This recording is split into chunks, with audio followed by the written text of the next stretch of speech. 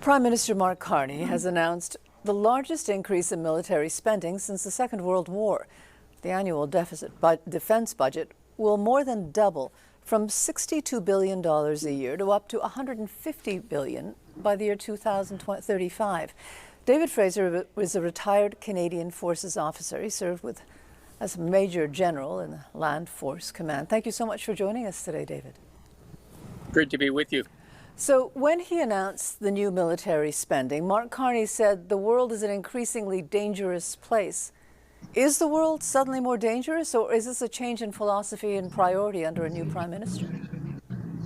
No, I think the world is a much more dangerous place. We have lived through the last 50 years of probably the most peace we've ever seen in Europe. But now with what Russia has done with Ukraine and what terrorists are doing around the world, this is a different new world order. And look what China just did yesterday. This is a much more dangerous place. And it is good to see Canada stepping up and becoming more of a major partner in NATO. The NATO Secretary General is saying that the European allies and Canada will take greater responsibility for shared security. And then on the other hand, you have U.S. President Donald Trump, who says America first. Is there a danger in a country going it alone now? What do you say to people who say, well, why should we spend money to help defend other countries?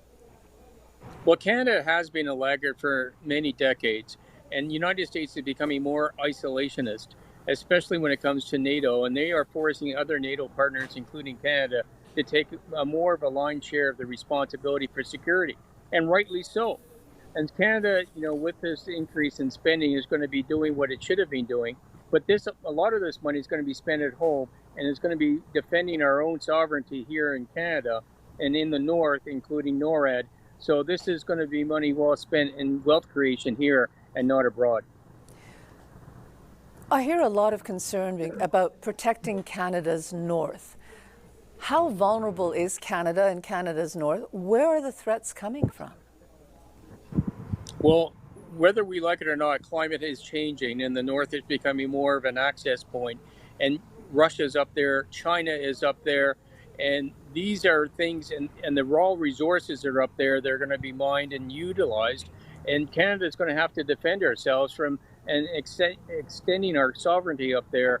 And so we have to have a Navy that's capable of going up there. We have to have an Air Force that's capable. We have to have land forces up there. It's a great opportunity to develop our indigenous populations up there. So this is something that we have to do. Otherwise, it'll be done for us, or we'll find ourselves with nations up there that we don't want up there. On the other hand, there's been a lot of focus on buying more hardware. We hear about buying fighter jets, submarines. How does this fit into a world, though, where we're also told that we should be worried about things such as foreign interference and cybercrime? Well, some of the things that we are going to be spending money on is cyber defense and foreign interference to protect ourselves against that. We're not going to see it, but there's going to be an awful lot of money being spent there. Kitchener-Waterloo, which is an AI center of excellence, for example, is going to be doing an awful lot there. General Dynamics Land Systems in London is going to be producing stuff that we're going to need.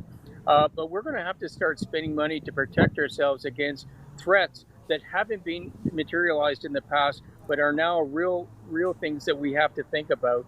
And Canada can't do what it's done in the past. It's going to have to lean in here and start spending some money.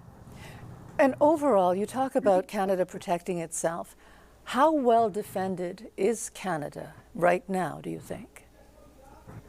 Well, we can certainly do an awful lot more in the north, and NORAD needs a recapitalization of the early warning systems to provide leaders with situational awareness so they can make decisions. We need new fighters to actually fly up there. We need Navy that can be up there, both on the air, on the sea, and under the sea. We are at some risk right now that we cannot do what we should be doing as a sovereign nation to protect our citizens. But again, these are opportunities to invest in Canada, not things to worry about. Okay. Well, thank you so much for taking time out to speak to us tonight, David. Glad to be with you. Thank you.